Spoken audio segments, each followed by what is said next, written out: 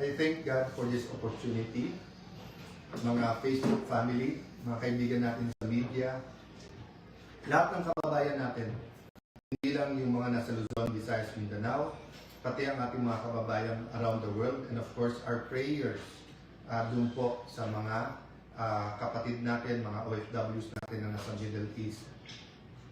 Sa pagbati namin sa iyo ngayong hapon, ay napakabigat ng mga issues ang ating pag-uusapan dahil sa puso ng ating demokrasya.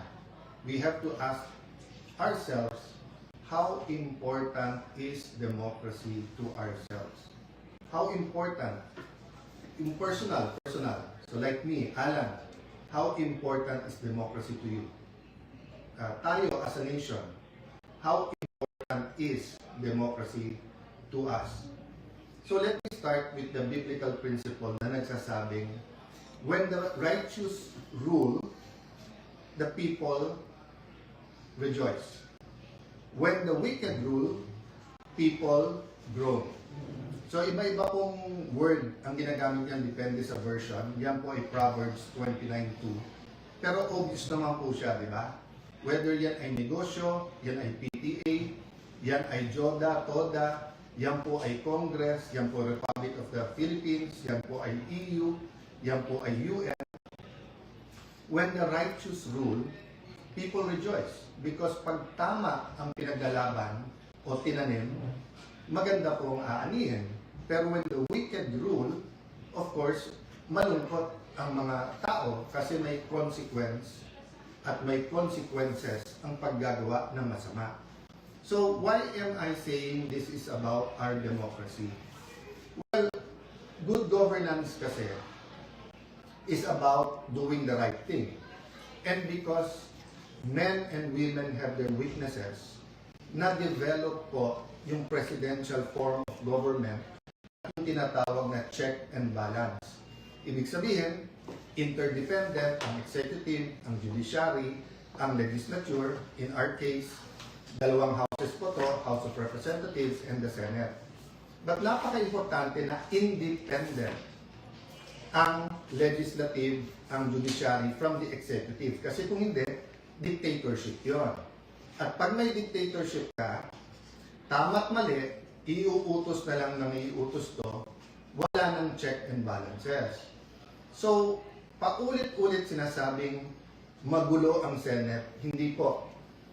In this administration, 2022, it's the first time po na nagkaroon ng majority at Senate President. Hindi lang po Senate President, yung majority, na wala pong kamay ang Malacanang sa pagpili ng SP at ng mga komite. So, ibig sabihin po, I can dare say this is the first fully independent majority.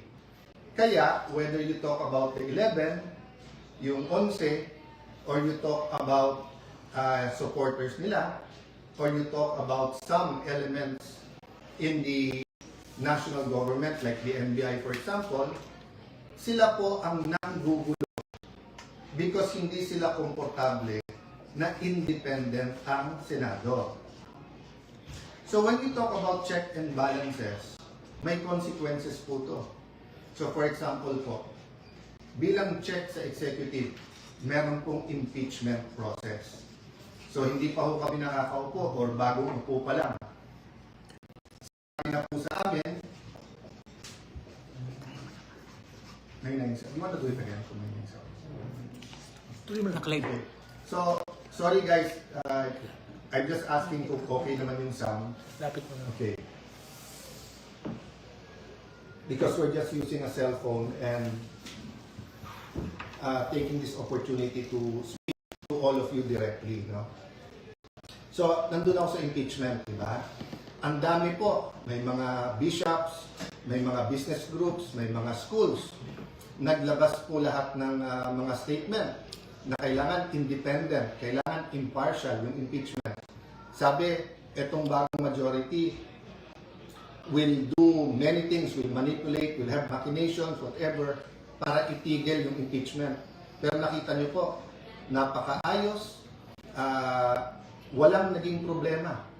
So, yun po ang sasabihin ko sa inyo. Impartial, ibig sabihin po, base sa ebidensya, tamang proseso. Ang problema po kasi sa ibang statement, nasa utak nila ay ang impartial convict na. O, ganun din sa kabila, yung sinasabing impartial ay acquit na. Wala pa nga home trial eh. So, hintayin natin ang trial at bantayan natin araw-araw. Pero nasaan po ang sense of truth? Doon po sa mga nag-issue ng statement na ngayon nakikita nilang tama ang pamamalakad at maganda at hindi issue po, maganda po ang takbo tungo sa impeachment, maganda ang schedule. Wala hong nag-statement na mali pala yung una nilang statement. Okay lang po yun. That's your right. Ang sinasabi ko, anong itatanim nyo, lalo po yung mga namumuno ng mga eskwelahan, binabantayan kayo, gagayahin kayo ng mga bata. So dapat, pag tayo gumawa ng statement with integrity, with truth. Ganun din po, yung events na nangyari po noong Tuesday. Let me clarify hindi pa namin pinagbobotohan yung amendment sa rule na papayag po sa teleconferencing or online na pagboboto. Wala pa ho kami doon. Ang pinagbobotohan pa lang ho, whether or not pag-uusapan ito. So again, to the heart of democracy, is there anything wrong with talking about changing the rules? We're not proposing murder. We're not proposing abortion na mga per se mali na dapat hindi pag-usapan kasi ayon sa konstitusyon natin mali. Ang pinag-uusapan po natin kung sa mga panahon na ngayon, given the threat sa Senate, given the different attacks on the Senate, given the different attacks on individual members of the Senate, yung experience po namin nung minority pa kami kung paano pigilan na magbuo ng majority. Yung mga threats na tanggap namin. I'll go to that later. And in the next few days, option po ng ibang mga senador yun maglabas ng ebidensya sa mga pananakot na ginawa para hindi namin mabuo independent na Senado. What's my point ni Senator Kiko Pangilinan? Paulit-ulit po na sinabi ni Senator Risa Tiveros. Paulit-ulit po na sinabi ni Senator Lacson. At lalong-lalo na po na sinabi ni Senator Erwin Tulfo. Hindi lang po sa session hall, sa media, at hindi lang Tuesday, even the days after. They kept on saying, bakit walang debate? Bakit hindi nila pwedeng pag-usapan yung side nila? Wala pa nga po tayo dun. Kung nakinig lang sila, kung sila po ay tinigil nila yung drama, even after the session, and instead tried to listen to each other, the motion was to take up the amendment. Ibig sabihin, is was sponsor pa to, and then ang bawat isa ay pwede magtanong, pwede pa nga mag-amend kung tingin nilang mali. So I won't dwell on that, but just to say that the starting point has to be the truth. And ang problema, if you're on their side, dun sa 11, na 11 po kayo, kasi po sa nila, wala silang chance na magtanong, magpaliwanag. Wala pa nga ho dun meron chance. So sabi nila, tyranny of the majority. Hindi po. Tyranny Tulfo to. Tyranny Lacson. Tyranny Pangilinan. Tyranny Ontiveros. Kasi palakasan ng boses, imbis na we listen to one another. Senator Lacson, I respect, he stood up and says he disagrees with the rule. So yung debate is whether or not we can take up the amendment. Hindi pa natin pinag-usapan yung amendment. Alam niyo po, parang paso yan Pag nilagay mo yung seed sa isang paso, pwede mong kunin at ilipat. So, bantayan niyo po yung Senado, may tinatawag kaming change of referral. Halimbawa po, nalagay sa Committee on Public Order, tumayo yung chairman ng Committee on Justice the next day, sabi, mali ang referral doon. Kunin mo muna at ilipat dito.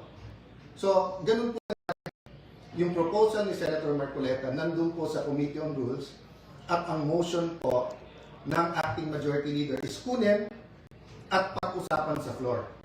Hindi pa ho pinag-uusapan yung merits or kung may masama o mabuti sa puntong yun. Pero sabi po nila na ang isda sa bibig na huhuli. Kaya nakita niyo po yung palaplano all this time. Arestuhin, takutin, intimidate ang nasa majority. Either lumipat or ikukulong. So as I said, at the proper time, evidence will come out. I won't go to the merits, demerits. Wala kaming problema na kasuhan. Wala kaming problema na sa korte patunayan kung sila ay guilty o hindi. Ang problema po namin, yung gagamitin yung threat, na pag lumipat ka dito, wala ka ng kaso. Pag diyan ka, tutuluyan ka namin. Wala pa nga yung impeachment, ganyan na ang usapan. Ano pa kaya? So again, I've communicated this behind closed doors. I've communicated this in rooms like this with the majority, minority. I've communicated it through the social media. I've communicated this with the traditional media. Hindi kami nandito para makipag-confrontation. Hindi kami dito para magbangayan araw-araw. Inayos namin yung impeachment. Kasabay ng impeachment po, inayos namin na may legislative calendar pa rin. Meron pa rin hong pag-aayos. Bakit po? I'll talk about that maybe over the weekend. Kung hindi ang numbers kasi natin, parati tayo nako-confine sa 13-11, sa 12-11, diba, sa 6-7, kung ano-ano ng numbers Ang importanteng numbers, inflation. Ang importanteng numbers, GNP, GDP. Ang importanteng numbers, productivity ng ating mga magsasaka. Ang importanteng numbers, yung dropout sa eskwelahan. Yung pagtaas ng kaso ng AIDS. Pagtaas ng teenage pregnancy. Ang dami natin kailangang pag-usapan na priorities. So, tatlo ibabalanse po natin. Yung economic crisis, where we have to talk about the quality of life. And when we talk about the quality of life, we have to talk about security. We also have to talk about drugs. When we talk about quality of life, we have to talk about education, health, jobs. Kung sapat yung kita sa taas ng mga presyo at kung may trabaho pa rin ang tao. Yung second, yung impeachment, which will start in early July. But third, is the corruption issues katulad ng flood control. So we finished a caucus over lunch and we agreed, subject to some minor discussion pa among our chairpersons and the paperwork, that a subcommittee will be formed sa flood control and Senator Marcoleta will issue the notices on Monday para ituloy na sa Thursday yung flood control scam hearings. It will be impartial and we want the whole truth and not only some truth or some true, some not true to come out. Kung makikita nyo, may conflict na kagad. Sabi ng ombudsman, meron mastermind. Sabi ni Senator Lacson, walang mastermind. Sabi ni Senator Lacson, ito yung mga dapat hindi imbitahin. Sabi naman ni Senator Marcoleta, ito dapat imbitahin. So I'm inviting the whole public, bantayan nyo Senado, in the same manner that we are on trial when we have the impeachment. We also have to hold everyone accountable pagdating dito sa flood control. We go to my second point. The Committee on Public Order, dun po na-assign yung May 11 events that for us led to the May 13. And ngayon, kung sino-sino nag-iimbestiga, sabay-sabay po ngayon nag-iimbestiga, nagsistatement sa Senate. DOJ, NBI, CIDG, may PNP, may CIDG, hiwalay pa sa spokesperson ng PNP, meron pang so Ombudsman, NBI, DOJ, PNP, CIDG, DILG. Agad-agad pumayag kami sa joint with the DILG at PNP, but at one point, sila na lang. Kami tahimik para independent. Pero kung ano na narinig kong statement, katulad nung sa CIDG na imbestigahan daw si Robin at kami dun sa pagtakas ni Senator Bato. Mismong boss nyo na mismong DILG at PNP nagsabi na May 13, wala pa kayong hawak na warrant at pending pa sa Supreme Court kung pwede nga i-serve yung warrant. So paano naging pagtakas yon at paano naging krimen na tulungan siyang makalabas? So kung i-imbestigahan nyo ang buong Senate at majority, kailangan yung imbestigahan ng Chief PNP at SILG. Kasi sila mismo nagsabi, wala namang warrant na isa-serve. So, you know, it's getting crazy. paulit-ulit na lang kayo na magulo ang Senado. Hindi po ginugulo nyo. Let me backtrack ha. Nung natanggal po last year si Senator Cheese Escudero, lumabas yung anyone but cheese. Anyone but cheese. O, pumayag na si kanina, Senator Loren. Nung February po, iupo po namin si Senator Loren. Doon nagsimula yung mga pressure at doon po nag-impusa na narinig namin na kasama sa deal yung mga kaso. O, sinabi anyone but Loren. O, pag upo ko naman, anyone but Cayetano. To be fair, hindi ko narinig sa Malacanang yan. Narinig ko sa mga kasama natin sa 11. And so far, since May 11 to now, what have we done but try to talk about the bigger picture? To talk about crisis, to talk about values, to talk about in government, to talk about unity. Bakit kayo takot na yung majority na to ay gawin namin ang aming trabaho? Wala naman kami tinatarget eh. Hindi katulad nung inyong dating majority na talagang tinarget ang Senado para pababain yung rating. Again po wala dapat pagtakpan. Wala dapat po from the President, the Vice President, Senators, managot ang dapat managot. Kaya mag-repent na yung mga dapat mag-repent. Pero sobra po naman ata na lahat na ng sisi binibintang sa ilang tao o ilang partido lang. Bakit po ba? Yung taas ba ng presyo ngayon, pagtaas ng gasolina, yung kawalan ng trabaho, handling ng mga cases ng OFW, yung flood control, yan po ay sisisihin nyo sa opposition, yan po ay sisisihin nyo sa majority ngayon. So anyway, that's your privilege. Let's have the hearings, then let's people judge. And yun ang advice ko sa 11. Maghanda na rin, mag-attend kayo. So rather than spewing out venom, calling us names, yung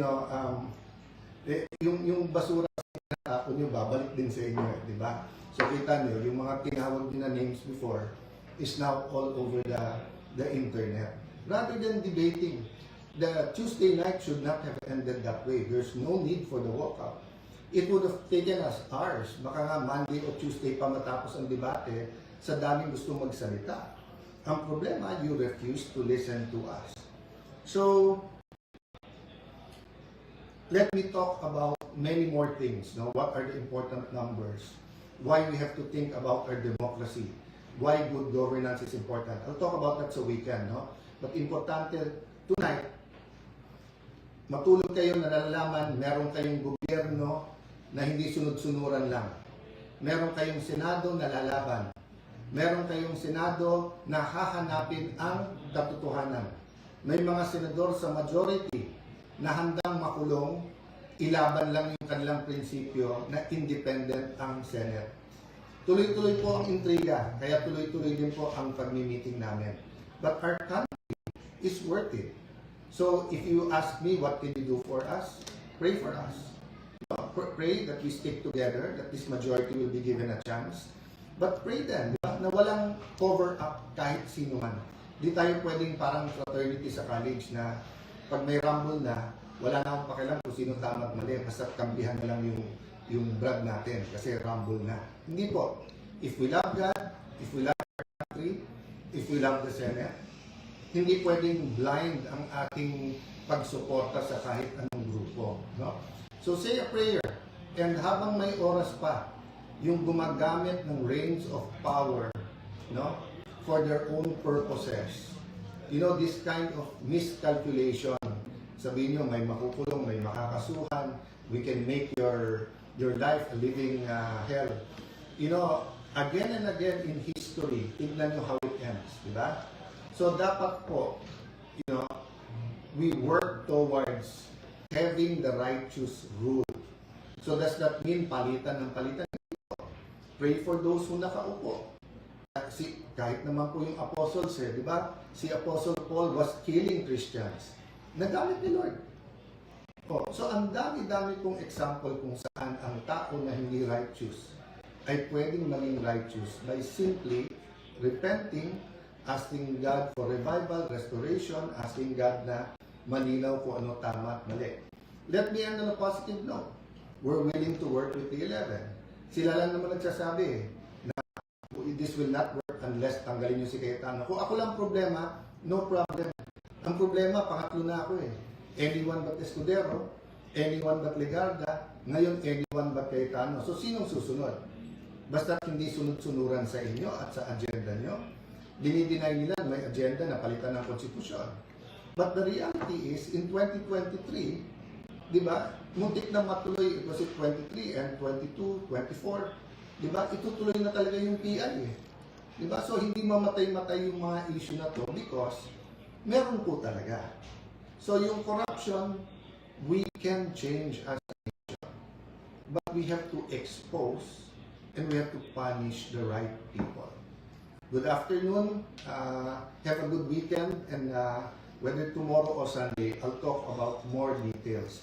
Again, pray for the majority and abangan. And sana po yung mga witnesses, lakasan nyo po loob nyo rin. No? Sama-sama po. Basta ang kailangan lang, hindi pwede mag-witness yung magsisinungaling. Magsabi lang po parati ng totoo. God bless you po. Magandang hapon.